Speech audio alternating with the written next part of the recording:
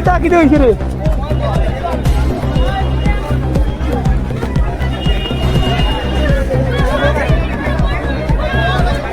ওই আনি bro tipper গান্ডে আসছে রে ওই টিপার গাড়ি ড্রাইভার বাজছে না ড্রাইভার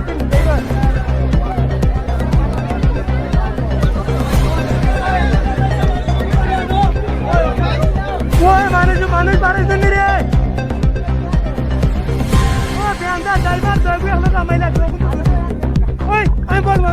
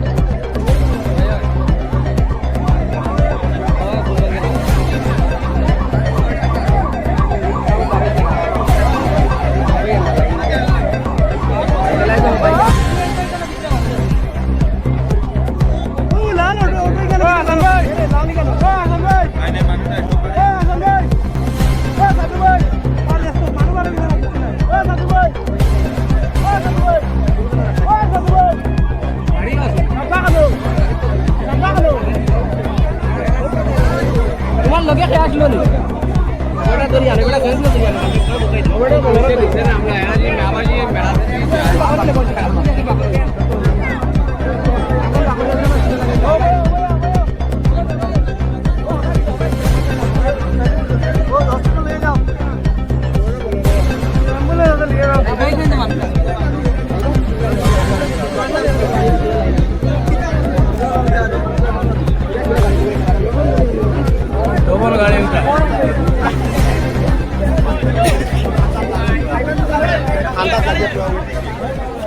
এই ব্রিজটা এরকম ঘটনা হয়েছে, এটা 6 মাসের ভিতরে তো যাইতে কি পারে, কিন্তু কেউ এটার কোনো সংজ্ঞান লইছে না, সব নীরব ভূমিকা পালন করি আসলা, যার ফল আজকে এই অবস্থা।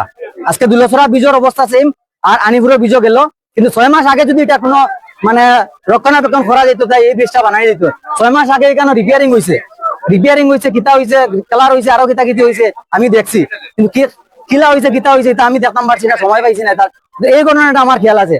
এখন দেখুন আজকের দিনও আনিপুর বাজারের অবস্থা খুব মর্মাহত হয়ে গেছে, এবং করিমগঞ্জ শিলচর যাওয়া মানুষগুলো একদম মর্মাহত অবস্থা, কোনো রুট নাই।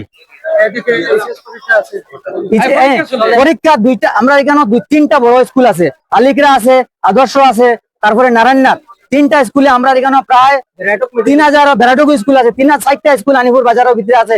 এই কারণে পরীক্ষা ব্যাহত, মানুষ কিরকম যাইতা, বাচ্চা কিরকম স্কুলে যাইতা, পরীক্ষা যাইতা, এটা লিয়া সব আমরা খুব মর্মাহত অবস্থাতে আছি। কিন্তু আমার কথা হয়েছে 6 মাস আগে যখন আমরা জানছিলাম যে এই ব্রিজটার কোনো একটা সমস্যা হইতে পারে, এখানে আমরা বা প্রশাসন বা বাকি যারা কর্তৃপক্ষ আছে সেখানে এটার নজরদারি আনলো না, এবং সেখানে এটার উপরে নজর আনিয়া এটার বিয়ের ব্যবস্থা নেওয়া হইল না। হতাহত 3 আমরা টানিয়া বার করছি, একজন খুব স্কুট পাইছে, কোমরও ফাটানি হয়েছে, আরো 2জন মানে নর্মাল অবস্থা। এখনো পর্যন্ত আর কোনো ক্যাজুয়ালিটির খবর পাইছি না, আর নিচে আছে কিনা আমরা জানি না। মহিলা একজন আসিল, মহিলা একজন নিচে আমরা টানিয়া। जांच का विषय है, जांच के आदेश दे दिए गए हैं, इंक्वायरी रिपोर्ट आने के बाद एग्जैक्ट रूप से कहा जा सकेगा। ये प्राइमर में से ओवरलोडिंग का केस लग रहा है, बट इसके बाद भी जांच के आदेश दिए गए हैं, डिटेल रिपोर्ट आने के बाद एग्जैक्ट कारण पता चलेगा। कितने लोग इंजरी का अभी तो 2 लोगों का खबर है, 2 लोगों को माइनर इंजरी है, मेजर इंजरी किसी को नहीं है। इसके बाद भी जो है प्रिकॉशनरी रूप में एक आदमी को करीमगंज सिविल हॉस्पिटल, एक को सिलचर मेडिकल कॉलेज में भर्ती किया। आवागमन दुरुस्त करने के लिए क्या कोई 2 तरह का, एक तो अभी टेम्पररी एक बैम्बू ब्रिज बनाने की कोशिश की जा रही है, जिससे कि एटलीस्ट वॉकिंग के लिए व्यवस्था की जा सके, और 4 बोट डिप्लॉय करने के लिए बोला है मैंने, तो फ्री ऑफ कॉस्ट वो चारों दोनों साइड लोगों को ले जाने के लिए सुचारू रूप से चालित रहेंगे SDRF की मदद से, और बाकी will try to restore it as early as possible. देखा गया कि पिछले साल ये ठीक किया गया था ब्रिज, जानकारी का अभाव इस बारे में, मुझे जांच के बाद देखना पड़ेगा। ये पिछले साल ठीक किया जाए इसकी मुझे जानकारी नहीं।